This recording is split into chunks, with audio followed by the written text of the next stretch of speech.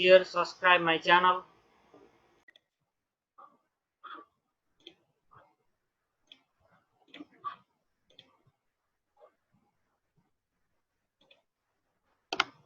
Simple machine ko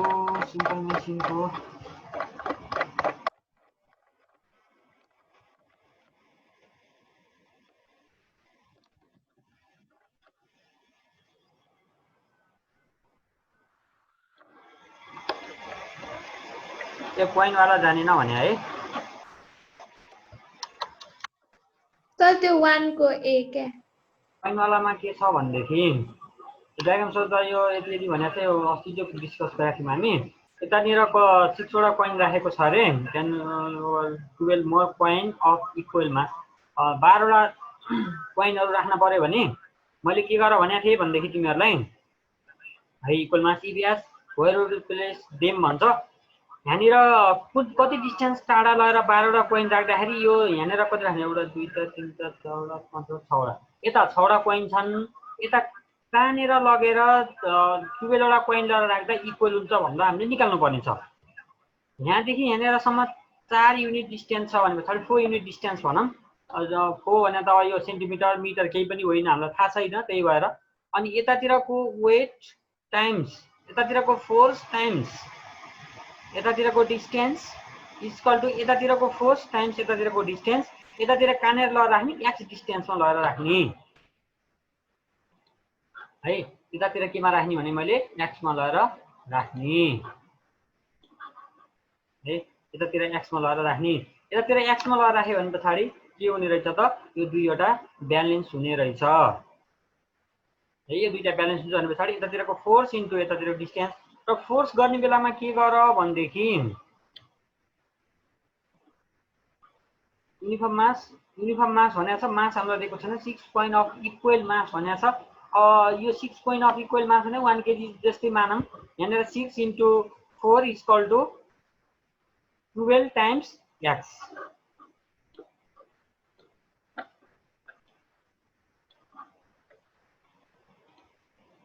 मैले कति भने 6 टाइम्स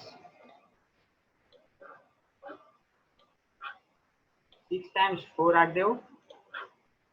टाइम्स 4 इक्वल टु मैले 12 वटा कोइन राख्नु पर्ने छ त्यही भएर 12 टाइम्स निकाल्न पर्ने छ एक्स 24 भयो नि हो 6 टाइम्स 4 भने कति भयो 24 डिवाइडेड 12 भनेको 2 भयो नि एक्स इक्वल टु कति आयो त 2 भने पछाडी हामीले कहाँ ला राख्न पर्ने रहेछ त 12 वटा कोइनलाई यो 2 भन्ने पोइन्टमा ला राख्न पर्ने रहेछ ए को आन्सर सकियो हो 2 मा ला राख्न पर्ने रहेछ भन्ने कुरा निकाल्यौं हामी त्यसैगरी बी मा जाम अब बी मा with coin is still on the left मा 6 वटा कोइनलाई राख्दै 3 coin are put on the right 3 वटा कोइनलाई 4 मा ला राख्यो रे है अझै क्वेशन पढ्दै जाम 4 where on the right should be file and addition of 6 point to get balance भन्छ भने पछाडी यो 6 टाइम्स 4 त भयो नै लेफ्ट ह्यान्ड साइडमा यो भयो नै राइट ह्यान्ड साइडमा के भयो 3 वटा कोइनलाई ल राखेको छ रे फर्स्टमा को भन्ने पोइन्टमा प्लस अनि अब 6 वटा कोइनलाई लगेर कहाँ राख्नु पर्यो मैले 6 वटा कोइनलाई एक्स भन्ने पोइन्टमा लगेर राख्नु पर्यो अनि यहाँदेखि एक्स को भ्यालु निकाल 4 3 12 भयो यहाँ पनि एक्स इक्वल टु 2 नै आउने रहेछ एक्स इक्वल टु 2 भने पछाडी तिमीले अरु 6 वटा कोइनलाई कहाँनेर राख्नु पर्यो 2 भन्ने पोइन्टमा लगेर राख्नु पर्यो कुरा बुझ्यो नि है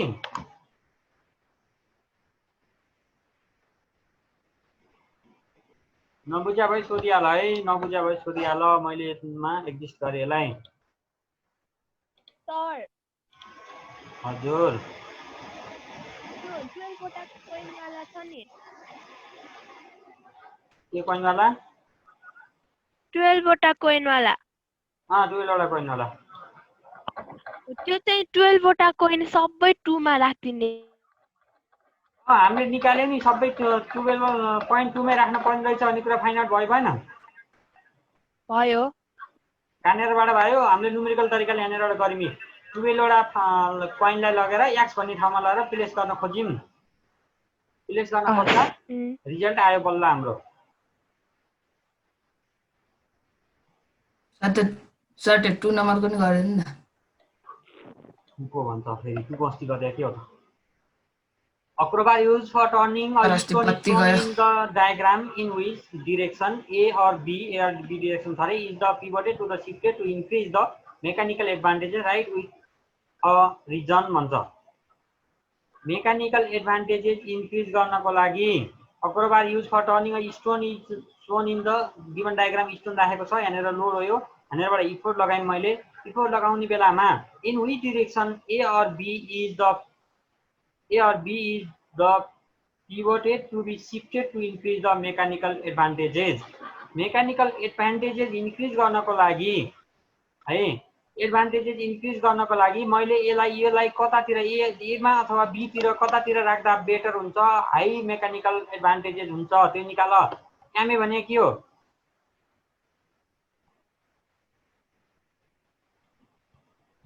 load upon effort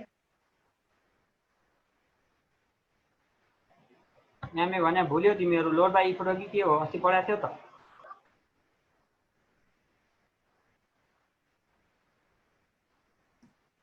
load by effort हो लोड बाइ इफोर्ट हो भने पछाडी अब मैले लोडलाई यहाँनेर जति छ त्यति राखे इफोर्टलाई लेस गर्नु पर्यो लोड बाइ इफोर्ट हो भनेपछि मैले के गर्नु छ मेकानिकल एडभान्टेजेस गेन गर्नको लागि इफोर्ट लेस गर्नुपर्ने छ है we should less the effort to gain the mechanical एडभान्टेजेसलाई लेस गर्नको लागि त के गर्नु पर्यो यो यसलाई चाहिँ हेर है यसलाई इफोर्ट तिर लियो भने पछाडी त झन अप्ठ्यारो होला नि त झन गाह्रो होला नि त यो यहाँदेखि यहाँसम्मको लागि इफोर्ट डिस्टेन्स भनौं यदि मैले इफोर्ट डिस्टेन्स इन्क्रिज गरे भने पछाडी है इफोर्ट डिस्टेन्स इन्क्रिज गरे भने पछाडी के हुने रहेछ त मेकानिकल एडभान्टेजेस हामीलाई यहाँ इफोर्ट चाहिँ के हुने रहेछ अलि धेरै लगाउनु पर्ने हो त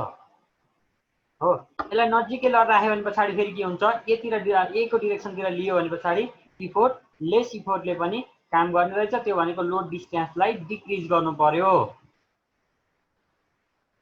हे इफिसिएन्सी इटा इक्वल टु के भनेको थियो output work divide by input work भनेको थियो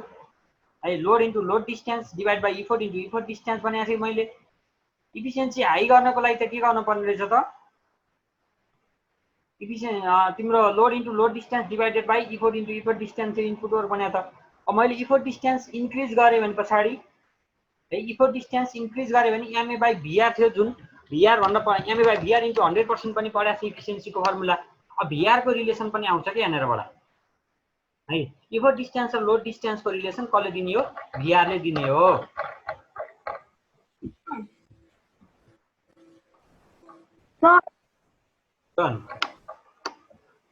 इन व्हिच डाइरेक्सन भनेको छ त हो त्यही त ए तिर ल्याउने कि बी तिर ल्याउने ए तिर लियो भने पछाडी अल्कमलाई ए तिर लियो भने पछाडी तिम्रो लोड डिस्टेन्स डिक्रिज भयो इफोर्ट डिस्टेन्स इन्क्रिज भयो है अनि त्यसै गरी बी तिर लग्यो भने पछि इफोर्ट डिस्टेन्स डिक्रिज भयो हेर त है इफोर्ट डिस्टेन्स डिक्रिज भयो लोड डिस्टेन्स फेरि के हुन्छ इन्क्रिज हुन्छ जी यति बेला जोइन गर्छ बल्ल सर भनेपछि बी मा लाग्नु पर्यो हैन अल्कमलाई बी तिर लाग्नु भएन ए तिर लाग्नु पर्यो ए efficiency eta equal to output work divide by input work हो नि त हैन आउटपुट वर्क भनेको लोड इन्टु लोड डिस्टेन्स हो इनपुट वर्क भनेको के हो फेरि इफोर्ट इन्टु इफोर्ट डिस्टेन्स हो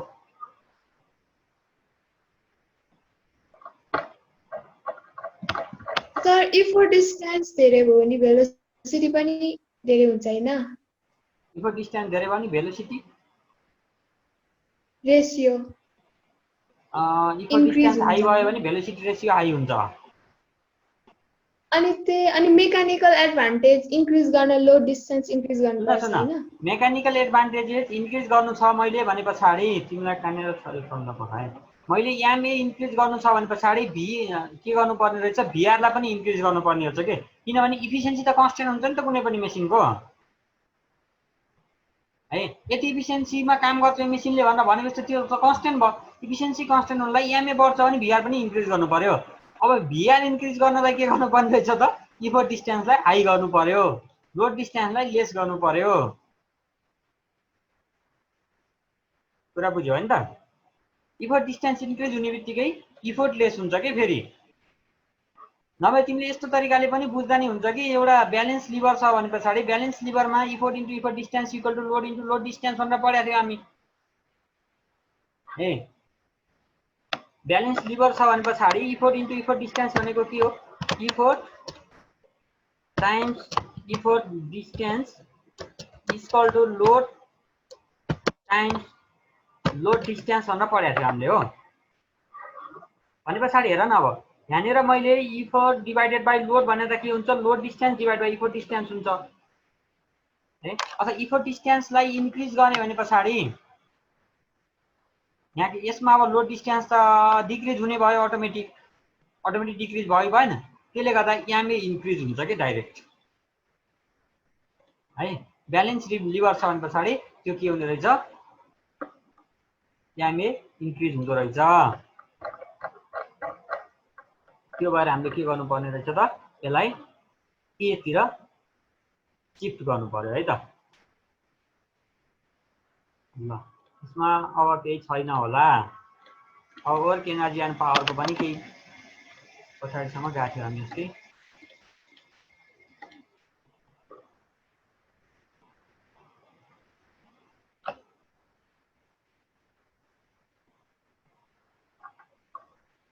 ल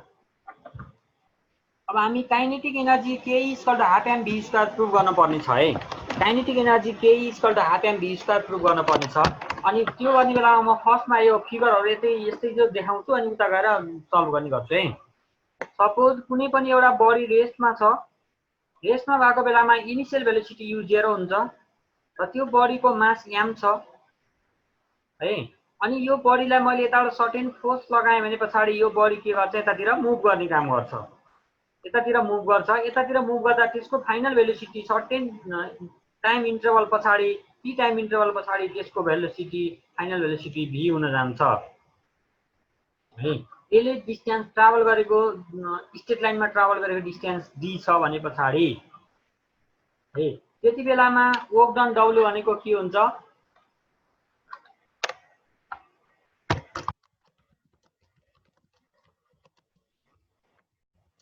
W equal to F times S भनेर पढेको थियो हामीले हो। डटै लेखेँ है मैले, डट प्रडक्टको काम गरिरहेको छु, स्केलरमा काम गरिरहेको छु, त्यही भएर डब्ल्यू इक्वल टु एफएस भने W work done W equal to त के भयो, एफ भनेको एमए भनेर पढिरहेको थियो हामी इन्टु एस है, एमए इन्टु एस। अनि त्यसै गरी एम भयो नै, एक्सेलरेसन ए भनेको त के हो, V minus U upon T हो कि होइन। एक्सेलरेसन ए भनेको त V minus U upon T हो, क्यापिटल स्मलै मानौँ है, V minus U divided by time taken T हो, टाइम्स यहाँनिर के छ, एस सधैँ छ, एसलाई त राखिरहेको छु। काइनेटिक एनर्जी के equal to half M V square ल्याउनु पर्ने छ है, मैले हाफ एम भी स्क्वायर ल्याउनु पर्ने छ।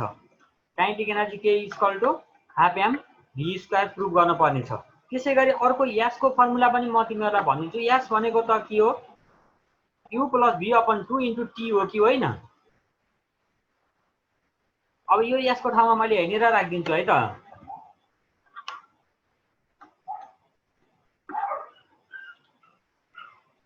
एस भनेको त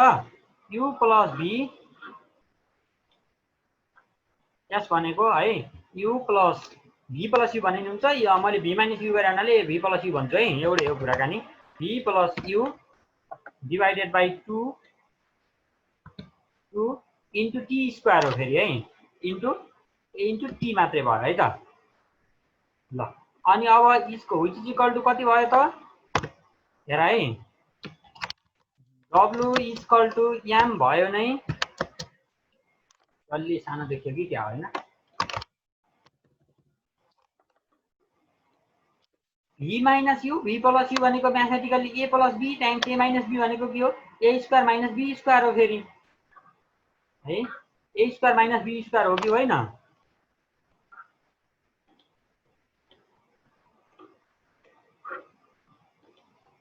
v को स्क्वायर माइनस अब हामी u को स्क्वायर गरौँ है त u को स्क्वायर डिवाइडेड बाइ यो t र t सबै क्यान्सल भएपछि के भयो त 2 भयो कि भएन अनि अब यसमा के छ भनेदेखि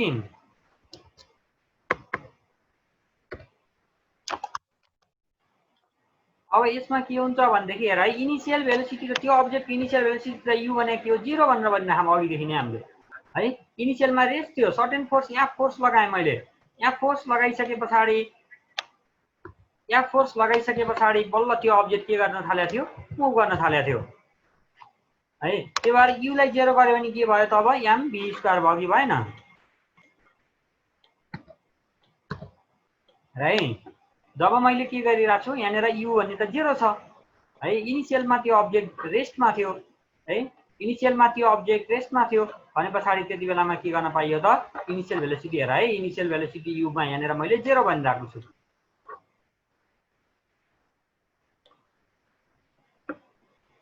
इनिशियल भेलोसिटी u 0 भएको हुनाले त्यो अब्जेक्टलाई मैले रेस्टमा छ भनेर लेट गरेँ रेस्टमा छ भने पछाडि u 0 हुन्छ u 0 भए पछाडि यहाँनिर 0 राख्दै भए पनि हुन्थ्यो केही फरक पर्दैन थियो त अनि तल आएर 0 राख्दै मैले अनि half M v square proof भयो अनि अब यो w भने त सर w आइरहेको छ कहाँ आछ काइनेटिक एनर्जी भनौँला काइनेटिक एनर्जी भनेको the total amount of work done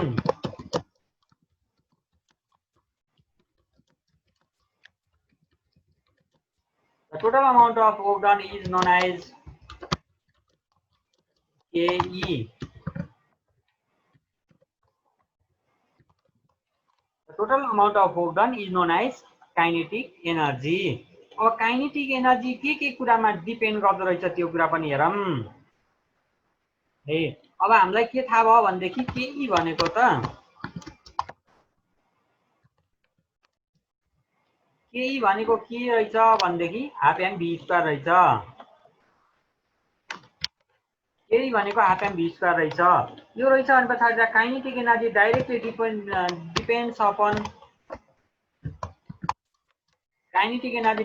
depends upon के रहेछ मास अफ द अब्जेक्ट रहेछ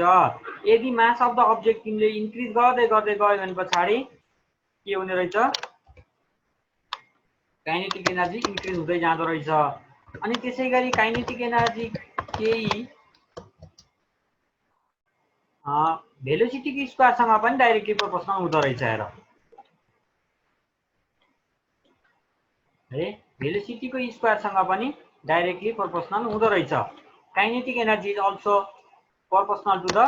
स्क्वायर अफ भेलोसिटी जब तिमीले कुनै पनि अब्जेक्टको फाइनल भेलोसिटीलाई इन्क्रिज गर्छौ र भेलोसिटीलाई इन्क्रिज गर्छौ भन्दा बुझौँ इनिशियल भेलोसिटी त 0 नै हुन्छ इनिशियली रेस्टमा थियो त्यो अब्जेक्ट अनि त्यसपछि त्यसलाई हामीले कुदाको सर्टेन फोर्स लगाएर है त्यति बेलामा माससँग डाइरेक्टली डिपेन्ड गर्दो रहेछ मास इन्क्रिज गर्दै गयो भने काइनेटिक एनर्जी पनि इन्क्रिज हुन्छ अब्जेक्टको मास है अनि त्यसैगरी भेलोसिटीको स्क्वायर भनेपछि भेलोसिटीलाई इन्क्रिज गर्यो भने पनि के हुने रहेछ त काइनेटिक एनर्जी इन्क्रिज हुने रहेछ अब कहिलेकाहीँ तिमीहरूलाई यही फर्मुलाबाट के सोध्छ भनेदेखि काइनेटिक एनर्जी दिएको हुन्छ भेलोसिटी सोधिदिन्छ हेर न अब कस्तो रमाइलो गर्छ नि त्यसले गर्न पनि भेलोसिटी सोध्यो भन्ने पछाडि v स्क्वायर इक्वल टु के हुने रहेछ त v square equal to 2 times KE 2 times KE divided by m भयो कि भएन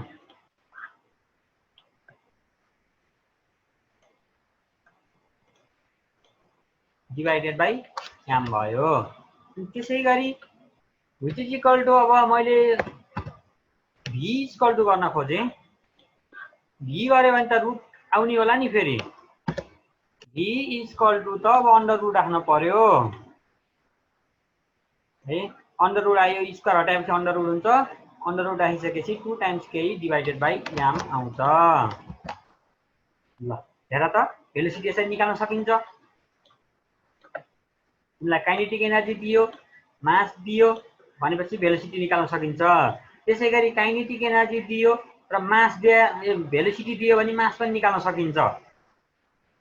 है मास इक्वल टु के हुने रहेछ त 2 टाइम्स के डिवाइड बाइ v स्क्वायर हुने रहेछ सजिलो भयो केही समस्या रिजन यति बेला आउँछ युट्युबमा भिडियो हेरे कम्प्लिट यति बेला आएको छ छुटिसक्यो धेरै कुरा ल मैले यहाँसम्म प्रुफ गरे आज है ल next one is potential energy अब पोटेन्शियल एनर्जी भनेको के हो त ए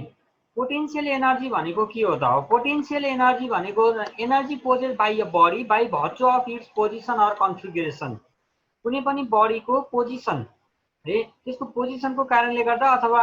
कन्फिगरेसनको कारणले गर्दा एनर्जी स्टोर हुन्छ भने पछाडि that is called potential energy है P is equal to mg h हुन्छ m भनेको मास g भनेको एक्सेलरेसन ड्यू टु ग्राभिटी किन कुनै ठाउँमा ह्याङ्गिङ भएर बसिरहेको हुन्छ h भनेको कति हाइटमा छ सरफेस देखि सर कन्फिगरेसन भनेको त्यसको अवस्था कस्तो छ अवस्था जस्तो कस्तो भनेदेखि कुनै अब्जेक्ट यसरी झुन्डिरहेको छ भनेपछि यसरी माथि यसरी झुन्डिरहेको छ यहाँनिर यसमा पोटेन्शियल एनर्जी स्टोर हुन्छ जस्तो मैले यो माउसलाई यसरी झुन्डाएँ भने पछाडि रसीमा झुन्डाएर यसरी राखेँ अथवा हातले ह्याङ्गिङ गरेर राखेँ भनेपछि यसको कन्फिगरेसन भयो नि त है यो कस्तो कन्डिसनमा छ त अहिले द्याट इज कल्ड कन्फिगरेसन यसको पोजिसनको कारणले गर्दा अथवा यसको कन्फिगरेसनको कारणले गर्दा भएको एनर्जी जस्तो तिमीले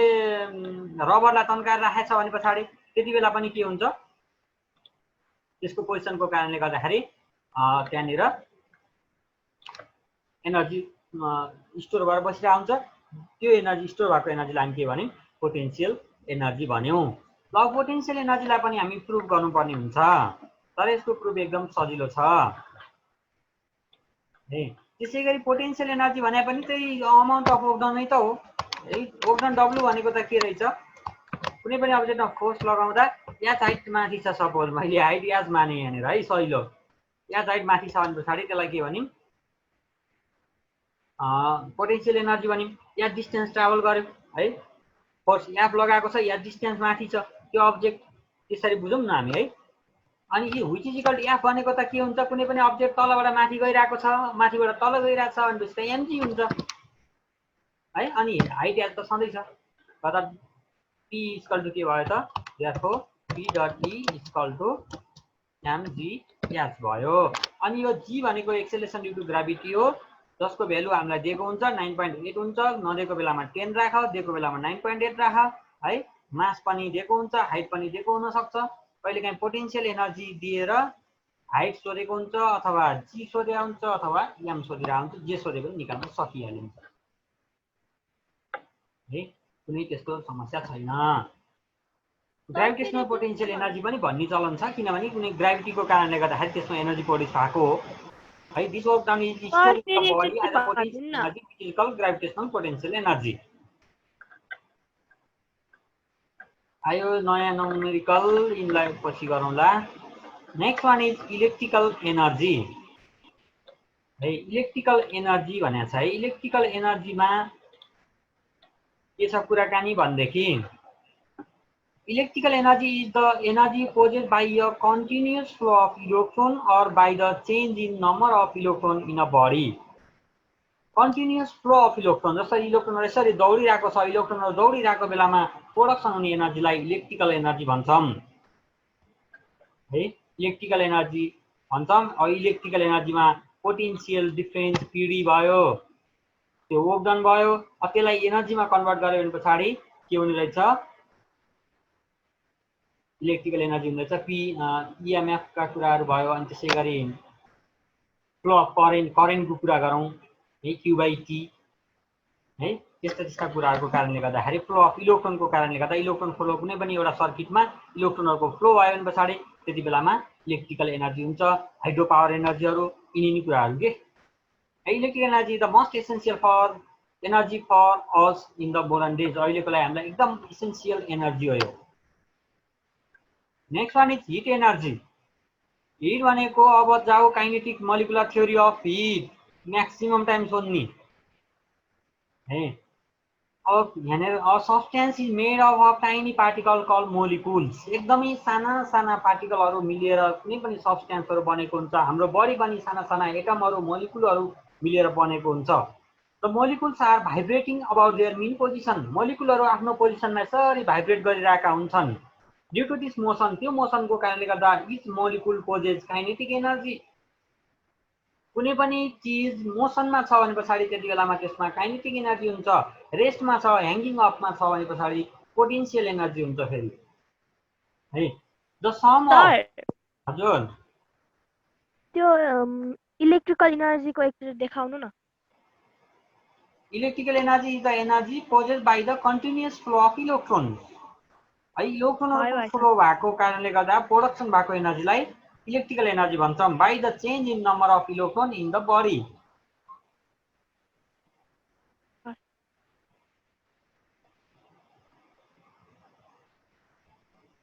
क्लियर भयो? ल त्यसै गरी अब हिट एनर्जीका कुरा गरौँ है। हिट एनर्जीमा मैले इम्पोर्टेन्ट भनेको छु नि, हाइलाइट गरेको पोइन्टहरू एकदम इम्पोर्टेन्ट छ। The sum of kinetic energy and all constituent molecule of the body. The kinetic energy of all constituent molecule of a body is heat energy of that body. यो kinetic molecular थ्योरीको definition हो। Kinetic molecular थ्योरीका अनुसार hit भनेको के रहेछ भनेदेखि the sum of total kinetic energy of all molecule content in a body. लेखिदिउँ है त मेरो तरिकाको definition. Total sum of KE, the total sum of kinetic energy of all molecule. The total sum of kinetic energy of all molecule content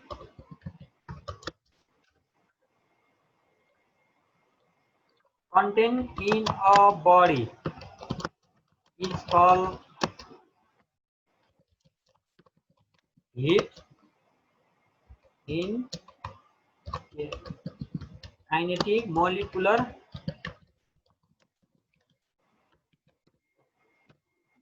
according to the kinetic molecular theory, heat is the total sum of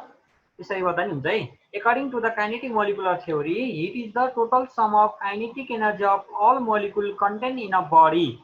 किन यस्तो रहेछ भनेदेखि मोलिकुलहरू आफ्नो main पोजिसनमा vibrate गरिरहने रहेछन्, यताउता हलचल गरिरहन्छन् है। मोलिकुलहरू आफ्नो मेन पोजिसनमा के गरिरहने रहेछन्? भाइब्रेट गरिरहने रहेछन्। अनि त्यो भाइब्रेट गरिरहेको कारणले गर्दा तिनमा एनर्जी प्रोडक्सन हुन्छ है। भाइब्रेट गरिरहेको कारणले गर्दा एनर्जी प्रोडक्सन हुन्छ हो। त्यो एनर्जीलाई हामी के भन्छौँ? हिट भन्छौँ। कुरा क्लियर छ हैन त? Next one is light energy. तिमीहरूले सानो क्लासमा के पढाएको थियो? Heat can flow from hotter body to colder body and it give sensation of warmth भनेको थियो। Sensation of warmth is called heat भनेर पढिरहेको थियो पहिले। अब हामी एडभान्स तरिकाले यो पढ्नु पर्यो है त। Total kinetic energy, sum of the total kinetic energy है of all molecules of the body. हाम्रो बडीमा भएको टोटल मोलिकुलको kinetic energy, sum of kinetic energy भनेकै के रहेछ? हिट रहेछ है। If the body is heated, the molecular vibration increases and consequently it possesses more heat energy. जब तिमीले कुनै पनि बडीलाई हिट गरिदिन्छौ, हिट गरिसके पछाडि त्यहाँ भएका मोलिकुलहरूको काइनेटिक एनर्जी इन्क्रिज हुन्छ। काइनेटिक एनर्जी इन्क्रिज हुने बित्तिकै हिट पनि के हुने रहेछ त? इन्क्रिज हुँदो रहेछ। ल त्यसै गरी next one is light energy. Light भनेको त light is the form of energy which produce the sensation of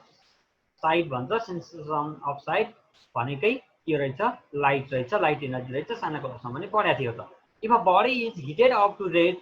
जब तिमीले कुनै पनि बडीलाई रेड हट हुँदासम्म हिट गर्छौ अथवा व्हाइट हुँदासम्म हिट गर्छौ, इट इमिट लाइट। त्यसपछि त्यसले लाइट इमिट गर्छ। जस्तो हामीसँग भएको त्यो बल्बहरू हुन्छ